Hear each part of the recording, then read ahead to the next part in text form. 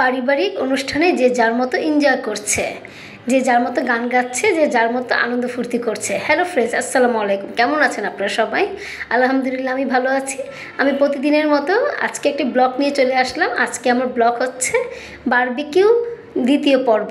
তো আমি কিন্তু প্রথম পর্ব আপনাদেরকে দেখিয়ে দিয়েছি, আমরা যে বারবিকিউ পার্টিতে গিয়েছি এবং সেখানে যে কত এনজয় করেছি, কত আনন্দ ফুর্তি করেছি, সেটার পর্ব 1 আমি দেখিয়ে দিয়েছি। আজকে হচ্ছে দ্বিতীয় পর্ব। দ্বিতীয় পর্ব দেখুন বন্ধুরা, যে যার মতো করে কত সুন্দর করে গান গাচ্ছে। আমার 2টা ভাগনা আছে, ভাগনার ফ্রেন্ডরা আছে, তো আরও অনেকে, আমরাও গান গিয়েছি। আমরা সবাই একসাথে কি সুন্দর করে কত মজা করেছি আপনারা বুঝতে পারবেন, মানে দেখলেও ভিডিওটা যখন দেখবেন তখনই বুঝতে পারবেন, তাহলে কিন্তু বুঝতে পারবেন না। তো এই কারণে আমি রিকোয়েস্ট করছি বন্ধুরা, অবশ্যই আমার ভিডিওটা পুরোটাই দেখবেন। আশা করছি আপনাদের কাছে ভালো লাগবে এবং আমার এই ভিডিওটা দেখে আপনারা উৎসাহিত হবেন এবং পারিবারিক সবাইকে নিয়ে একসাথে এনজয় করার এবং পার্টি করার চেষ্টা করবেন। দেখা যায় যে আমরা এখন কর্মব্যস্ততার জন্য অনেকেই মানে আলাদা আলাদা হয়ে গিয়েছি। আমাদের প্রত্যেকটা পরিবার কিন্তু আমরা এখন একাকিত্বভাবে জীবনযাপন করছি। তো আসলে সবাই একসাথে হতে পারছি না, যে যার মতো করে আমরা জীবন ধারণ করে চলেছি। কিন্তু এটা কিন্তু আসলে ঠিক না। আমাদেরকে সবার একসাথেই আমাদেরকে মানে জীবনযাপন করার মজাটা কিন্তু অনেক আলাদাই। তো এই কারণে আমরা কিন্তু সবাই একসাথে এনজয় করব এবং সবাই একসাথে হয়ে আমরা মানে আনন্দ ফুর্তি করবো। তাহলে দেখবেন জীবনটা কত সুন্দর হয়ে যাবে। এবং আমাদের কিন্তু যতই কর্মব্যস্ততার মাঝে আমরা জীবন পার করি না কেন, এখান থেকে আমাদের কিছু সময় বের করতে হবে। কিছু সময় বের করে আমরা সবাই একসাথে যখন হব এবং সবাই যখন একসাথে মিলেমিশে খাওয়া দাওয়া করব, আনন্দ ফুর্তি করব, তখন দেখবেন জীবনটা কত সুন্দর হয়ে যায়। বেঁচে থাকার একটা মানে একটা কী বলবো, আর বেঁচে থাকার জন্য একটা আনন্দ খুঁজে পাবেন এবং আপনার বেঁচে থাকার ইচ্ছা পোষণ হবে। তো যাই হোক, আমি আসলে এতটাই আনন্দিত যে আমরা সবাই একসাথে হই তখন কিন্তু আমি খুবই আনন্দিত হই এবং আমরা খুব এনজয় করি। তাই আসলে ভাষাও মানে বোঝাতে পারছি না যে আপনাদেরকে আমি কিভাবে বলবো যে একসাথে থাকা মজাটা কিন্তু অন্যরকম। তো এখানে আমার ভাগ্নির জামাই, ভাগনারা এবং আমার দুলাভাই, আমার ননদ, আমরা সবাই আছি, সবাই একসাথে আমরা মজা করছি।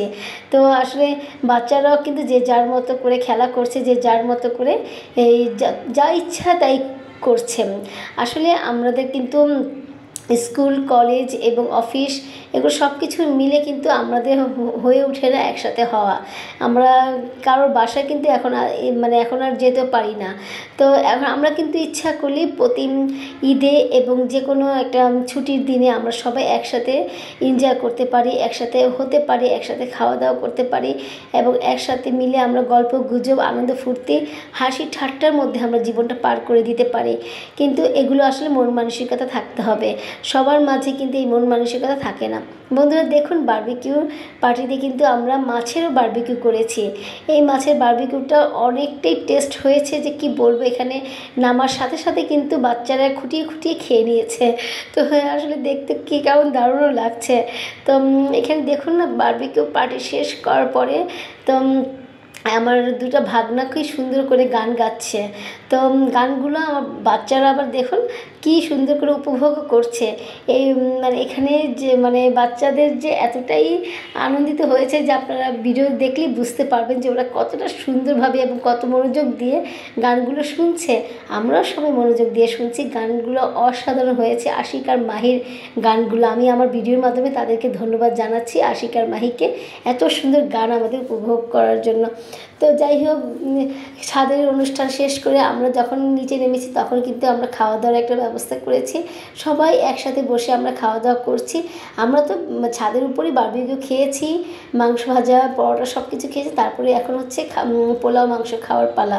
তো এখানে কিন্তু আসলে ডাইনিং টেবিলে এত সবার একসাথে জায়গা হয় না। এই কারণে কিন্তু আমরা সবার একসাথে খাওয়ার জন্য ফ্লোরে আমরা এখানে বিছিয়ে দিয়েছি চাদর। তো এখানে সবাই মিলে আমরা বসে একসাথেই খাচ্ছি।